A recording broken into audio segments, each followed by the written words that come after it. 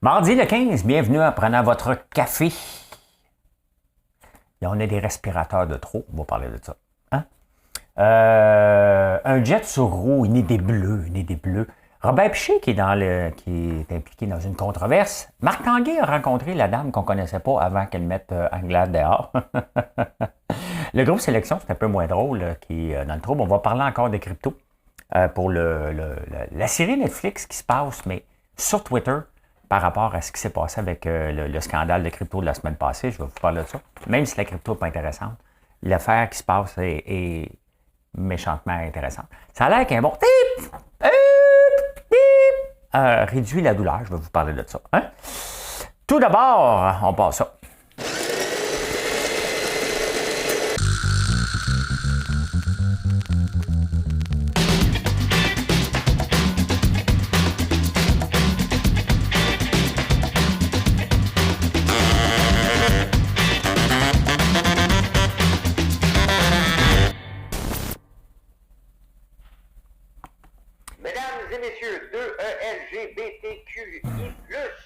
Voici l'énigme du jour. Ah, OK, c'est pas assez fort. C'est l'énigme du jour. Aujourd'hui, le 15 novembre, on célèbre l'invention. Regardez ça, je vais le faire d'une autre façon. On célèbre l'invention du stock taker. Hein? À la bourse, maintenant, on le voit, là, c'est un taker comme ça, mais ça a été inventé. Qui a inventé le stock taker? Hein? Il y a deux personnes qui réclame l'invention. Il y en a un qui l'a amélioré, qu'on connaît. C'est sa deuxième invention. Je vais vous parler de ça tantôt, mais c'est l'invention du stock taker aujourd'hui. Hein? Écoutez, on passe ça tout de suite.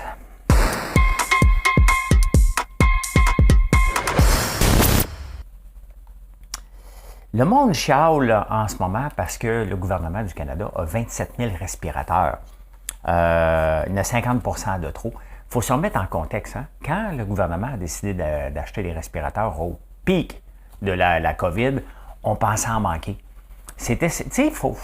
Les gens ne comprennent pas comment une crise peut venir au monde et comment on doit se prémunir. Hein? Des fois, on en achète trop. Mais là, il y avait vraiment une course contre les respirateurs. Il en a acheté 27 000. Finalement, on n'a pas besoin tant que ça. Bon, qu'est-ce qui aurait été mieux? Hein? Qu'on en manque ou qu'on ait de trop? Donc, il ne faut pas blâmer le gouvernement. Il y en a 50 % de trop. Il essaie de les revendre. Donc, mais c'est...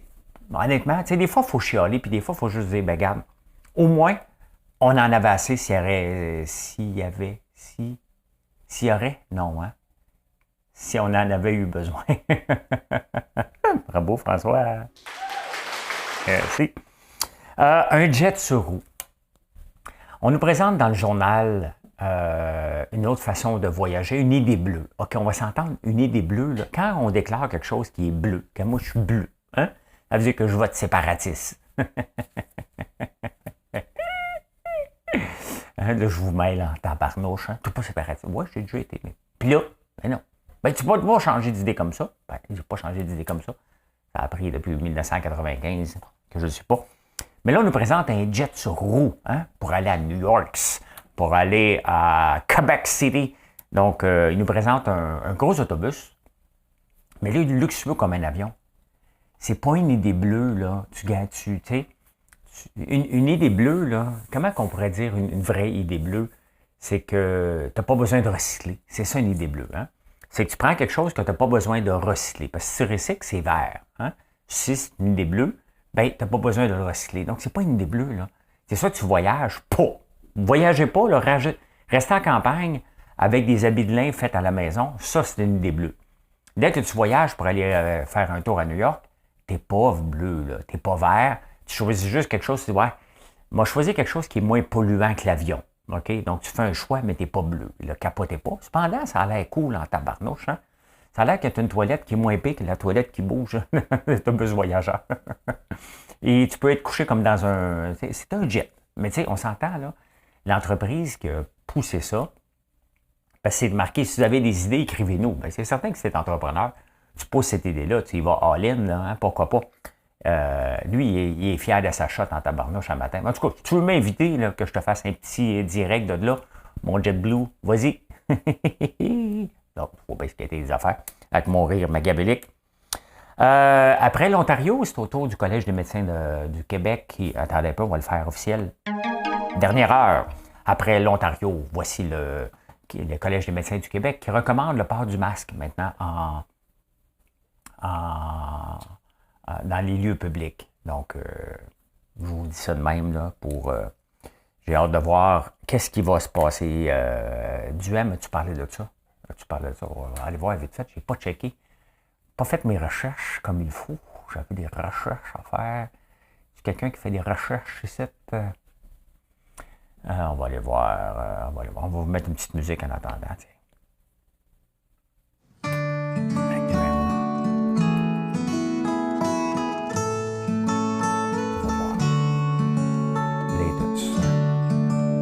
Non, Eric égale le jeu de médias de la politique avancée. Si vous connaissez rien au jeu de la politique, retournez jouer dans votre carré de sable.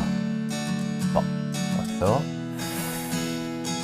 Qui a été le ministère de la Santé en 2002, qui a eu le problème en un an, François Legault. L'âge des méridien. OK, bon. Qu'est-ce qu'il a écrit? Certains réclament le retour du port du masque parce qu'il y a beaucoup d'enfants dans les urgences présentement.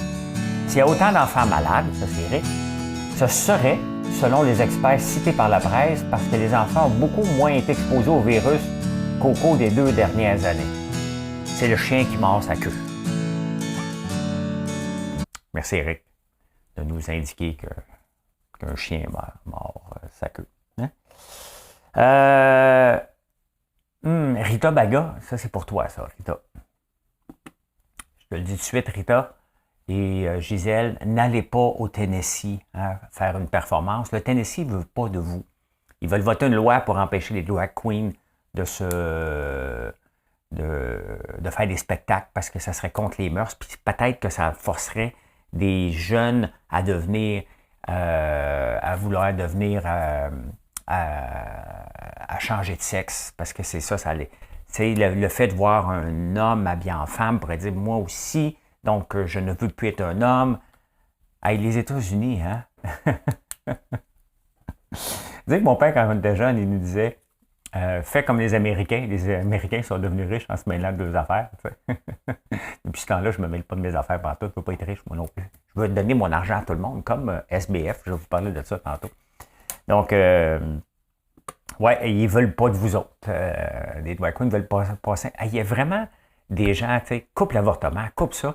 On est dans un pays qui veut la liberté. C'est complètement wacko, ce pays-là, des fois. M'acheter ma barbe à papa, par contre, hein? Ça, hein? Tu ne te gênes pas pour essayer de vendre la barbe. Non, je suis un capitaliste assumé. Hein? Tout ce que je peux vendre, je le vends. Même au non-vax. Des fois, vous me demandez ça sur le... Là, je vous présente de quoi, là? OK? Parce que je suis choqué de ça. Je ris, mais j'ai pas l'air choqué. Ne faites pas ça, OK? S'il te plaît. Je vais vous montrer de quoi qui est dans le New York Post. Déjà, c'est presque irresponsable de parler de ça. Je vous montre ça. Bon, les recherchistes des émissions là, que vous m'écoutez, là, ça c'est un bon sujet quand même. Sweet Success. Oui, fait qu'il y a une madame, regardez, ceux qui ne la voient pas, elle pesait 90 livres de plus qu'avant. Avant, elle avait une face puis les épaules rentraient par en dedans. Pour ceux qui m'écoutent en podcast, là. Elle est debout, la tête rentrée par en dedans, pas bien peignée. Elle pèse 90 livres de plus. Après, elle ressemble à Kim Kardashian. Hein? Elle a les cheveux puis les lèvres un peu en pingouin. Là. Je sais qu'on dit canard, mais ça me tentait de dire pingouin. Elle est allée s'entraîner, mais avant de s'entraîner, elle a mangé des Sweet Success, des sour candy avant de s'entraîner, puis ça l'aide à perdre du poids, ça a l'air. Ne faites pas ça à la maison. Okay? Vous n'êtes même pas obligé de croire ça. Il me semble de voir le Journal de Montréal qui ferait ça, hein? Mais bon.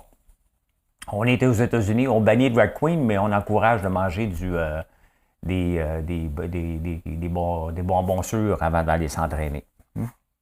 Un nouveau terme, c'est le fun avec la pandémie puis l'inflation. On a appris un paquet de la réduflation, la stagflation, la déflation. Là, il y en a un autre qui s'appelle le down toys. Hein? Le down toys, c'est qu'on réduit la grosseur des jouets. Je pense que c'est le temps de sortir le moment. Donc, Je vais juste prendre une gorgée d'eau. Je vais mettre une petite musique. Tiens, je vais mettre telle musique. Tiens, la musique.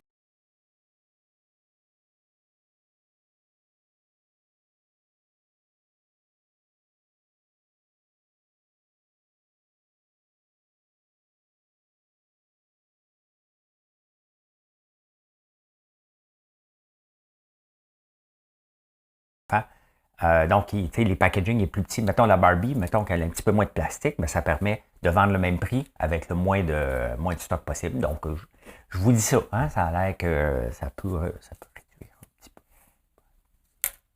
Je sais que je suis mon oncle, mais je m'assure. Vous aimez tout le temps ça, des petites choses de mon oncle. Hein? Être payé pour dormir. Oui, sur TikTok. Je ne sais pas si on va pouvoir en trouver un, mettons, là.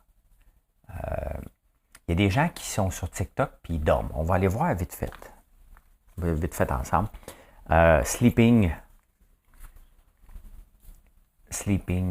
On va aller voir ça. Sleeping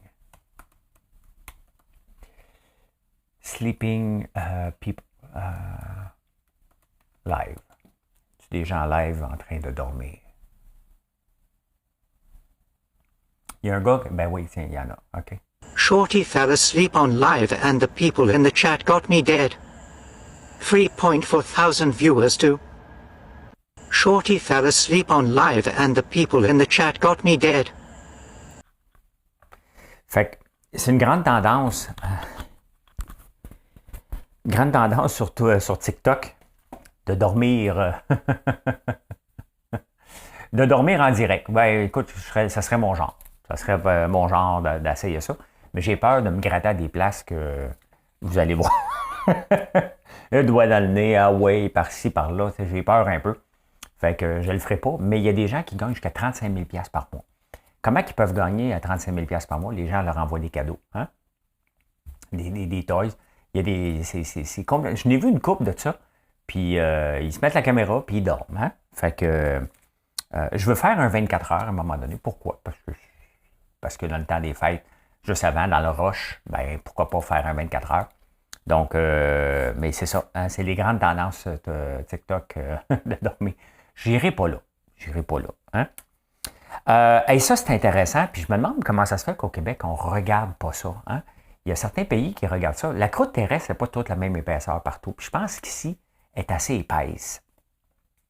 Mais ils font à certains endroits le deep géothermie. Tu sais, la géothermie, tu descends quelque chose dans la terre avec la différence de chaleur de la terre et du froid, bien, tu peux chauffer ta maison.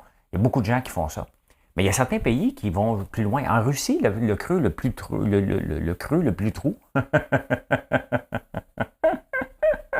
On dirait que je ne suis pas capable de faire ça. Moi, de la gamme marchand en même temps. Là. Ben, je sais, il faut que je m'améliore. Le trou le plus creux de la Terre pour faire une géothermie, c'est 16 km. Hein? La température à 16 km sera 482 degrés Celsius. Donc, ça pourrait permettre de chauffer. Je ne sais pas pourquoi qu'ici, on ne pense pas à ça. Je ne sais pas si on a pensé à ça, mais je trouve ça sincèrement intéressant de creuser. Au lieu de faire des barrages pour générer de l'électricité, puis générer de la chaleur, puis tout ça, bien, pourquoi qu'on ne creuse pas super creux? Ça coûte cher quand même, là. Hein? Je pense que ça coûte un demi-milliard creusé à 16 km de creux, là. Mais ça vaut la peine de regarder ça, je pense. Tu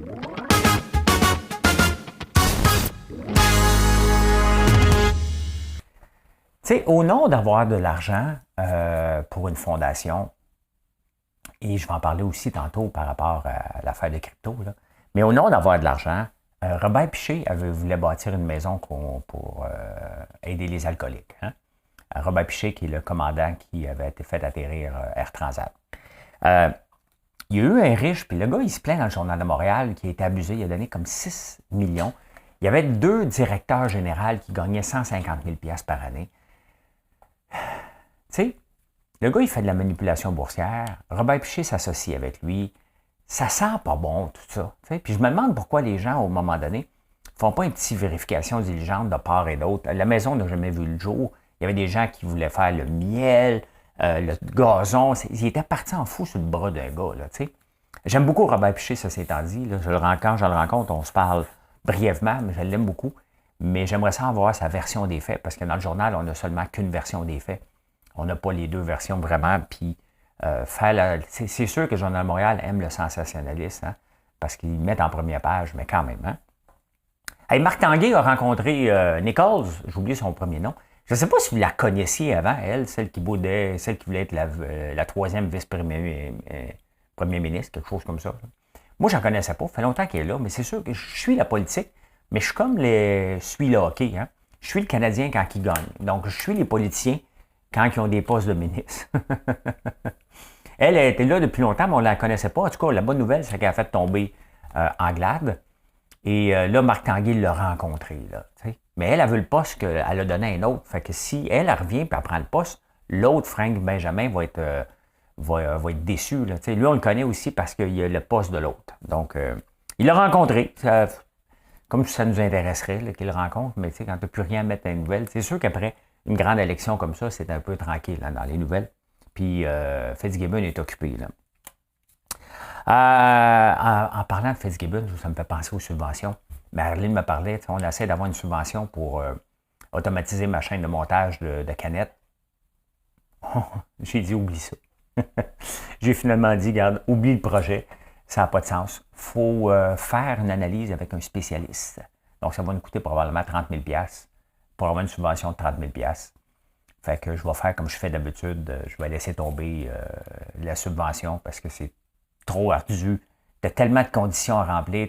C'est tellement complexe qu'il faut que tu fasses affaire. T'sais, dans le fond, les subventions, je le savais depuis le début, hein, c'est de faire affaire avec des consultants qui t'aident à remplir ta subvention.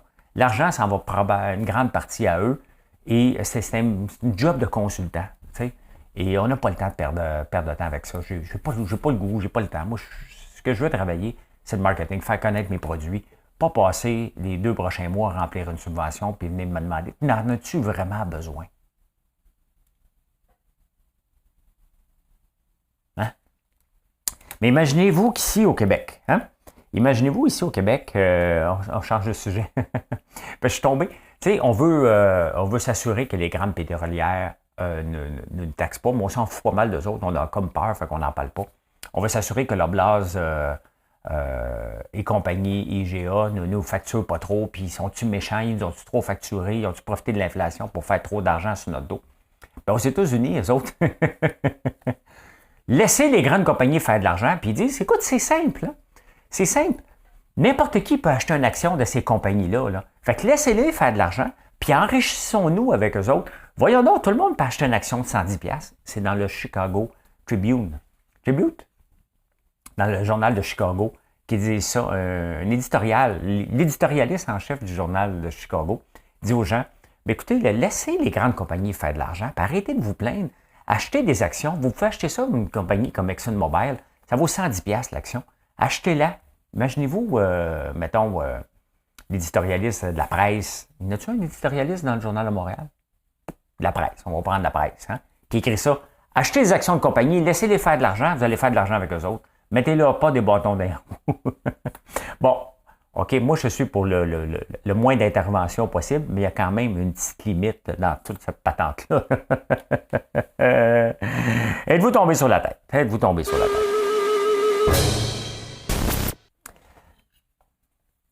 Il y a quelqu'un hier qui me dit, ben moi, je te suivais jusqu'à temps que tu parles de crypto, puis là, j'ai arrêté de te suivre, puis j'espère que les gens n'ont pas fait comme toi. D'ailleurs, je ne vous dis jamais quoi faire.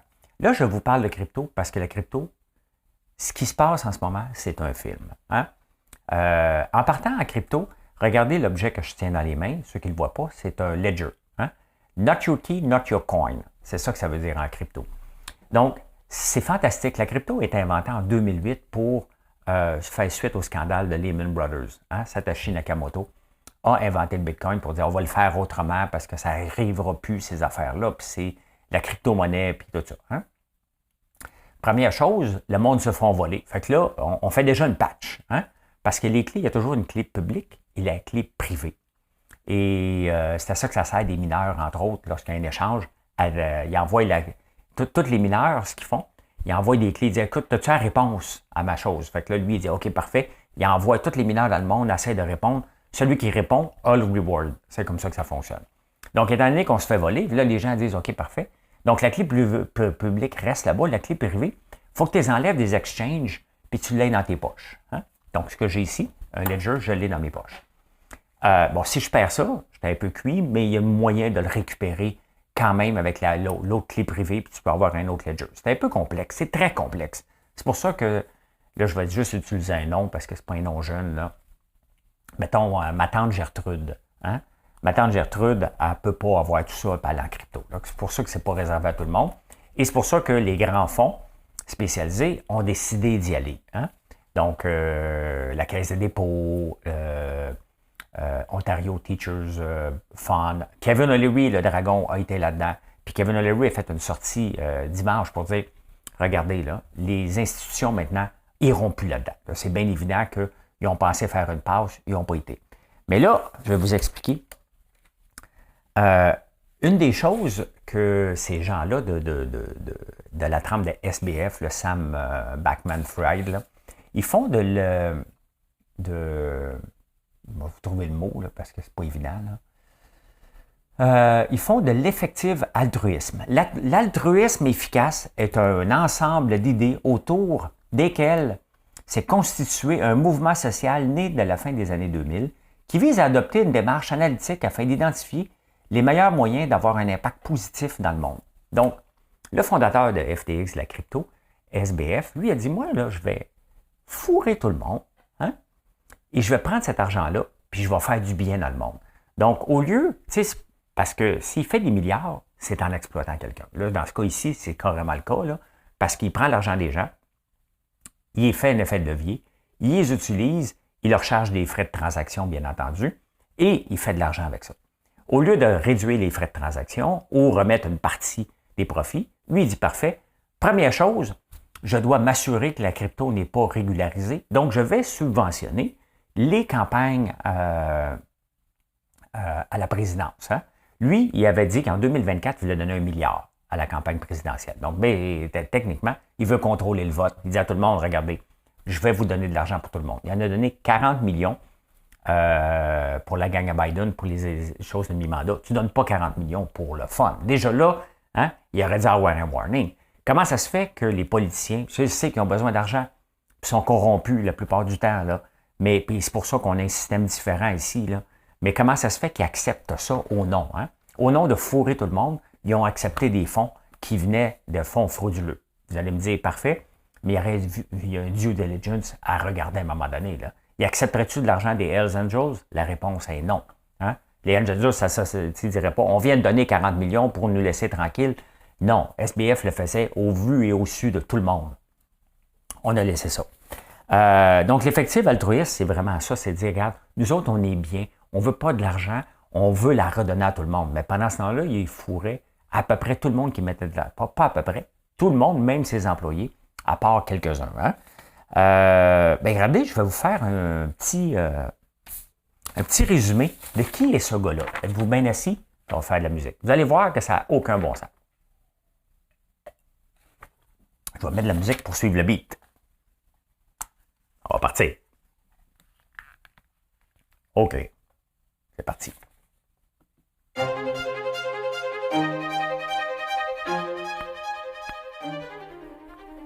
C'est pas grave qu'il y avait 10 milliards qui disparus. C'est pas grave qu'il a l'air bizarre, le gars.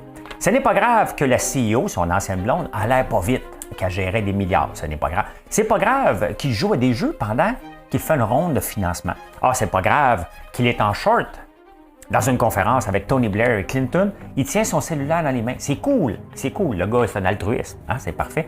Pas grave qu'il habite dans un condo, dans un penthouse avec 10 autres personnes. Pas grave s'il fait une sieste en plein milieu de la journée parce qu'il joue trop à des games pendant que ses employés travaillent, puis il faut l'argent. C'est pas grave qu'il donne 40 millions durant une campagne électorale. La même mission que Bernie Madoff, d'Enron, hein, quand il a fourré. Il voulait être riche pour donner aux charités, de l'altruisme. Hein? Gary Wang, son CTO, n'existe pas. Dan Freeman, le Chief Compliance, n'existe pas. Ben, en fait, lui existe. Il existe. Dan Freeman existe, mais lui, en 2010, s'est fait pogner à tricher sur des jeux de poker en ligne. C'est son Compliance Officer. Elon Musk l'a déclaré bullshit. Hein? Les mandats continuent à avoir de l'argent.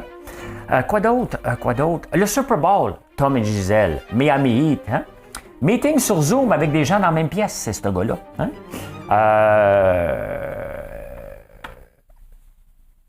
J'ai terminé.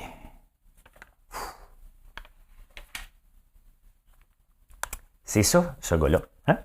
Ça, c'est le gars qui prenait votre argent et qu'on trouvait bizarre puis cool. OK? Je sais bien que vous allez me dire qu'il y a des bandits à cravate. 100%. Hein? L'habit ne fait pas le moine. Mais là, à un moment donné, quand tu as quelqu'un qui se balance de tout le monde, parce que c'est ça, il est dans un zoo, je veux bien croire qu'il est un peu Asperger, à côté un peu... mais quand tu regardes tous les signes, hein, on fermait les yeux constamment. Constamment. Et la crypto a besoin de régularisation. Là, ça saute aux yeux. Si vous mettez une scène là-dedans, à ce moment, en pensant c'est bas, ça va remonter, dites-vous qu'il y a quelqu'un derrière ça qui espère vous fourrer en ce moment. Hein? C'est ça depuis le début des temps. Je suis venu mettre de l'argent là-dedans. Je le savais qu'il y avait des risques énormes. J'ai pris mes propres risques. Je ne me suis pas brûlé parce que je n'ai pas mis une fortune loin de là. Mais n'allez pas là, tout simplement. N'allez pas là. Regardez-le. On va voir dans le futur. Le futur de la crypto, de la chaîne de blocs, c'est là pour rester. Maintenant, on va voir ce qu'on va en faire, mais ça prend des règles définitivement.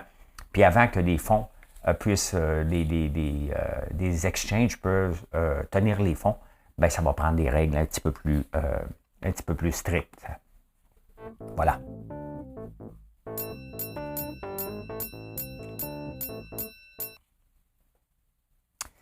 Ah, c'est tranquille, on va aller voir la bourse un petit peu. Qu'est-ce qui se passe à la bourse un tout petit peu? Voilà. Ah, OK. Parce que je me demandais, j'étais là. Ben, c'est ce que je pensais que c'était pour être tranquille pour le lundi. Biden a rentré, donc ça ne fait pas d'énervement. Il y a AMC ici qui s'est énervé avant les heures, qui s'est calmé. Donc, il ne se passe pas grand-chose. Hein? Pas grand-chose. Le pétrole qui continue à monter. On va aller le voir ici. Pas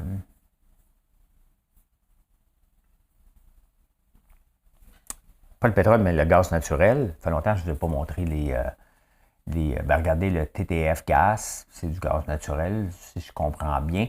Donc, ça monte beaucoup. Le blé remonte, je ne sais pas pourquoi. Pourquoi que le blé remonte? Bon, je ne sais pas. Il y a toujours de la spéculation. Donc, c'est tranquille. Ce qui sort dans les nouvelles aujourd'hui, c'est le groupe Sélection. Hein? Le groupe Sélection, ce sont les résidences de personnes âgées. Ce sont eux aussi qui ont acheté, en tout cas qui font partie d'un consortium, qui ont acheté l'ancienne brasserie Molson. La croissance, on les voyait partout. Hein? Puis on le voit, eux autres aussi, là, ils ne payent pas cash. Hein? Ils font du leverage. Donc, ça veut dire qu'ils empruntent, puis ils empruntent. Ils vont chercher des subventions. Ils ont eu de l'argent du pacte. Eux autres sont plus équipés que moi pour demander des subventions. Et là, ils seraient sur le bord de la faillite. C'est sûr que si le taux d'intérêt, tu bases ton plan d'affaires sur un taux d'intérêt de X, puis le taux d'intérêt double puis triple, t'es dans marde. Hein? T'es dans marde. Donc, c'est pas une bonne nouvelle. C'est définitivement pas une bonne nouvelle, mais c'est ça aussi. La récession, ça permet de calmer hein, la croissance effrénée puis bâtir des faux empires, tout simplement. C'est pas le fun ce qui arrive. Pas le fun. Mais c'est certain qu'il va y avoir du redressement. On ne peut pas continuer à faire du leverage. Et c'est ça que ça sert. La beauté, là, c'est quand on ne se mêle pas, tout revient à un moment donné vers le centre. Hein. Les abus de part et d'autre, il y a eu trop d'abus en crypto, il n'y a pas de millionnaires. S'il y a quelque chose en crypto, c'est qu'il y a des pauvres. Et s'il y a quelque chose avec les leverages, ça permet de dire aux gens, calmez-vous, la croissance, ça prend du temps. Donc, si tu fais la croissance, si tu fais énormément d'effets de levier, bien, à un moment donné, tu vas te faire rattraper, tout simplement. Il faut que tu espères que tu arrêtes d'en faire avant que les taux d'intérêt montent. Et certains n'ont pas été prudents. Donc, on va voir ce que ça va donner. Subventions, j'en ai parlé. AMC, puis encore. Tu sais, en crypto, là, c'est trop complexe. J'en ai assez parlé. Mais je vais vous en parler encore un peu. Il y a eu comme des hacks. Hein? En crypto, il n'y a rien de plus facile de dire « Ah, on s'est fait hacker ». Ça, quand tu entends ça d'une plateforme, puis il y en a eu un paquet de plateformes en ce moment, ça veut dire qu'il y a des transferts de fonds illégaux qui se passent, tout simplement. Dire, ah ouais, on s'est fait hacker. Et c'est ça qu'il faut, la clé de portefeuille, comme moi j'ai un portefeuille là-dessus, il y a un numéro, bien ça, là, il faut que ça soit public. Il faudrait demander, comme on demande un permis, d'avoir une clé portefeuille crypto. Si ce n'est pas fait, ben, hein, prenez vos risques après ça. Les insolites. Les insolites.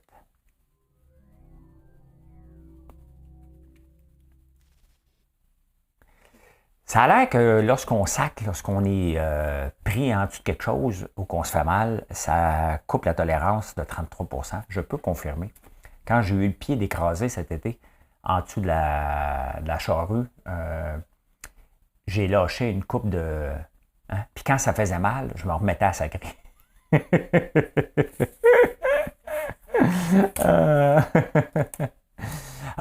Écoutez, moi j'écoute beaucoup de Lyon. Je suis en phase de faire mon doctorat. Si jamais il y a, il y a une université qui cherche quelqu'un pour aider à participer à des étudiants à un doctorat de Lyon, bien, les lions ne rugissent pas avant l'âge de 2 ans. Des fois que tu te demandes, tu dis, ouais, mais Caroline, ça rugit pas fort. Hein? Bien, c'est ça, ça prend 2 ans avant qu'il commence à rugir. Hein?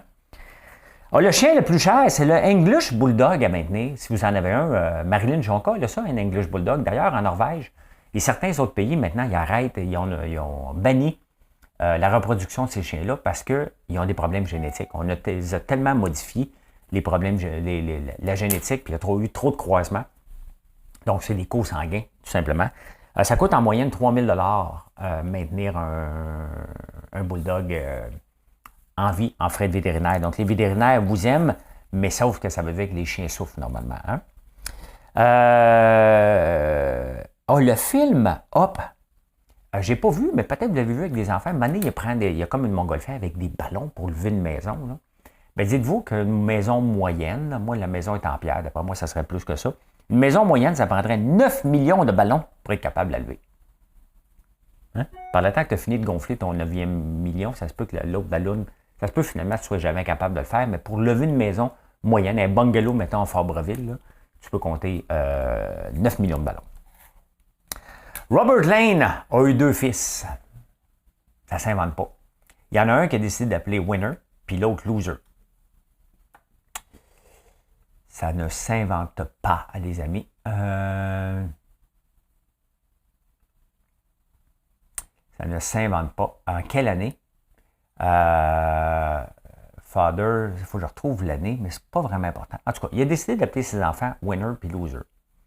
Le Winner a dû dire à son père, quand on dit qu'un nom est prédestiné, là, ça peut changer d'avis, là, ben, le Winner, il s'est ramassé en prison, puis Loser est devenu un successful businessman. Il a dit, ouais, tu me trouves que je suis loser, va te prouver le contraire. Puis l'autre, il dit, ouais, tu penses que je suis un winner? Va te montrer c'est quoi un winner dans la vie, moi. Mais quel loser? C'est le père, le loser. Il a appelé ses enfants winner puis loser. Hein? Comme un gars ici voulait appeler ses enfants spatule. Hein? Ça avait été refusé par quand même. Hein? Je vous ai montré comment perdre du poids. Hein? En mangeant des bonbons avant d'aller s'entraîner. Il y a une autre affaire. Ça a l'air qu'une chose pas mal plus simple. Tu as juste à sniffer une pomme verte. L'enzyme dégagée par la pomme verte te fait réaliser que tu peux perdre du poids. Ouais, c'est toujours important avant Noël d'avoir des petits trucs comme ça. La pensée du jour.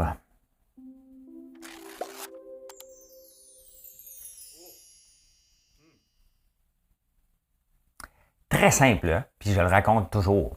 Si vous êtes un entrepreneur, n'oubliez jamais que vous êtes aussi, surtout, un storyteller, un raconteur d'histoire. Hein? C'est ça que les gens achètent en premier, l'histoire que vous racontez. Ils n'achètent pas votre produit. Hein?